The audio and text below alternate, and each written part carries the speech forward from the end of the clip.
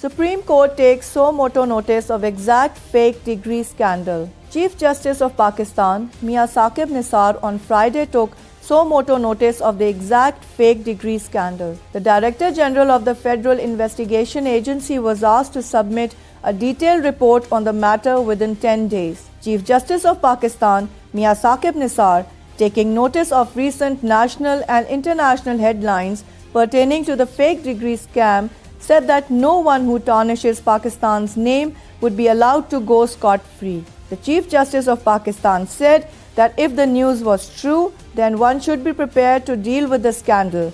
But if the news was incorrect, then it was Pakistan's job to defend itself, as the scam is sullying the country's name in the global arena. The Chief Justice of Pakistan observed that the case had surfaced earlier and there were cases regarding the scam ongoing in certain courts. Pakistan and United States engaged in quiet diplomacy. Foreign Office. Beyond the apparent stalemate over terror sanctuaries, Washington and Islamabad are quietly engaged in diplomacy to address their fast deteriorating relationship. Foreign Office spokesman Dr. Mohammad Faisal on Thursday disclosed that Pakistan and the United States were engaged in negotiations which are ongoing and outside public domain, and that cooperation with the US has remained unaffected despite recent developments. He did not go into details and only said that no demands were being made from the US in the negotiations.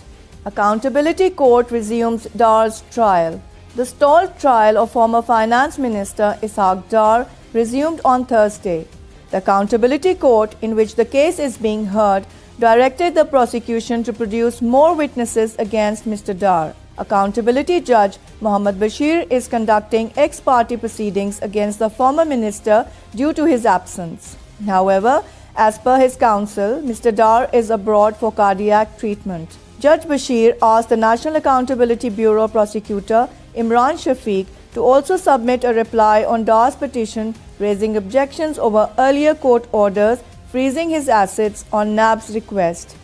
Judicial Commission recommends Lahore High Court Chief Justice elevation to Supreme Court. Judicial Commission on Judges' appointment on Thursday recommended elevation of Lahore High Court Chief Justice Mansoor Ali Shah to the Supreme Court to complete the strength of 17 judges in the Apex Court. A meeting of the Commission presided over by Chief Justice of Pakistan, Mia Saqib Nisar, also recommended the appointment of Senior Judge Justice Muhammad Yawar Ali as Lahore High Court Chief Justice. Justice Ali is also a member of the 3-member Special Court seized with a treason case against former President, retired General Pervez Musharraf, for proclaiming a state of emergency on November 3, 2007. Justice Mansoor Shah, who was appointed Lahore High Court Chief Justice in June 2015, is known for introducing a number of reforms in the judiciary and spearheading the case management and court automation systems at the High Court and District Judiciary. Renowned columnist Mannu Bhai passes away in Lahore.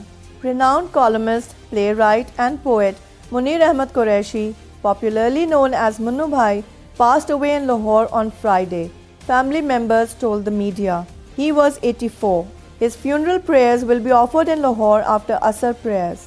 Mannu Bhai was born in Wazirabad, a small city in Punjab, in 1933. He wrote numerous plays for Pakistan television and was awarded the Pride of Performance Award in 2007 for his services to the nation.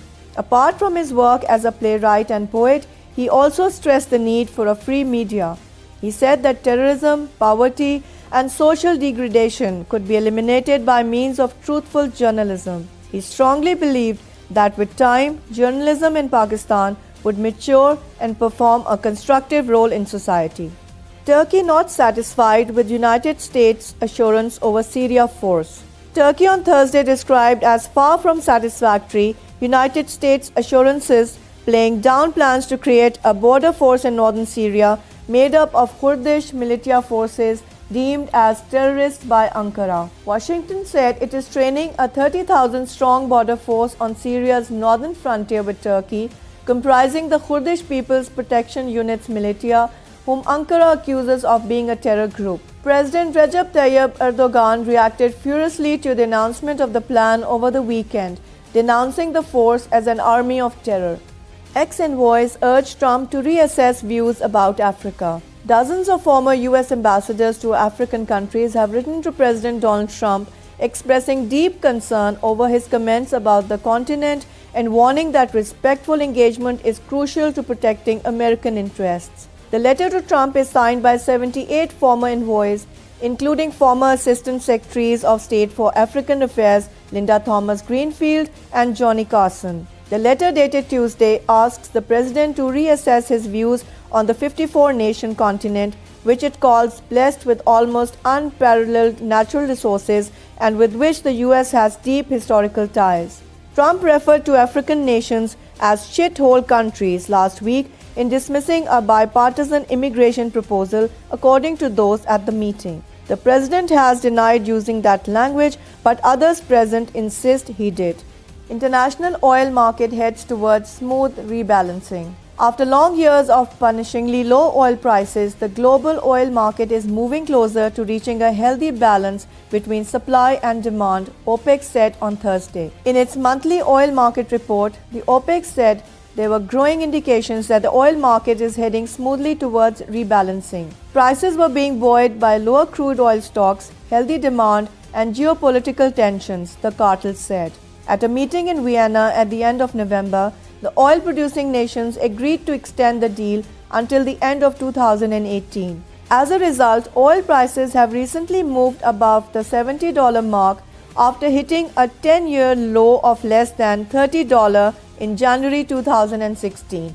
Exports, consumers drive China's 6.9% growth. China's economy gained steam in 2017, expanding at a 6.9% pace in 2017 in its first annual increase in 7 years, according to data released Thursday that exceeded economists' forecasts and the government's targets. Buoyant consumer spending and robust exports helped drive the faster expansion as the economy defied expectations of weaker growth in the latter half of the year due to curbs on bank lending. The data showed China's communist leaders have some extra wiggle room as they strive to wean the economy away from reliance on wasteful and polluting industries and exports in favor of slower but more sustainable consumer spending. The rebalancing has been complicated by Beijing's repeated infusions of credit to prevent activity from slowing too much, which has pushed up debt that analysts say is the biggest threat to economic stability.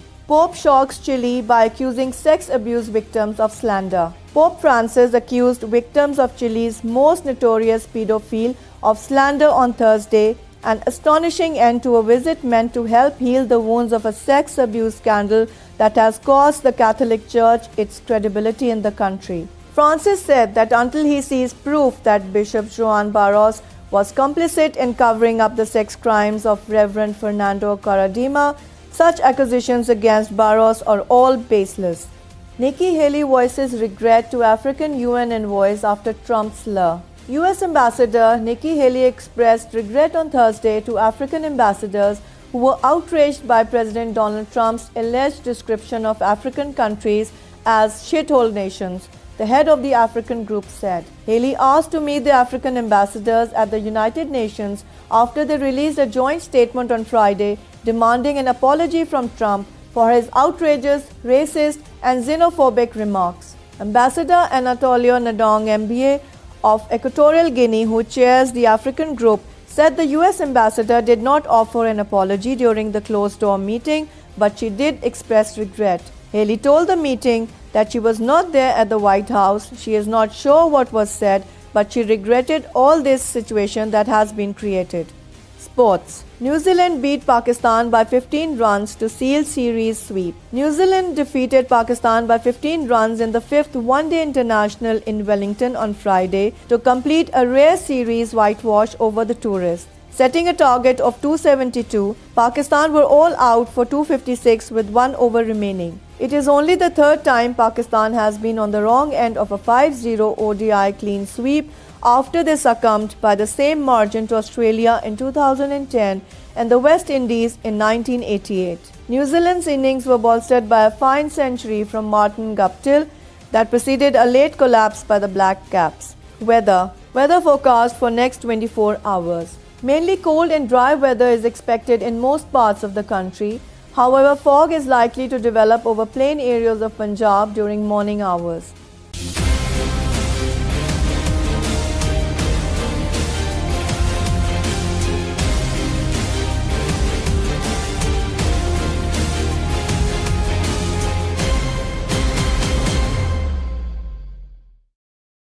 Please subscribe to Hums Up TV and hit the notification icon on the screen to get the latest updates of our channel.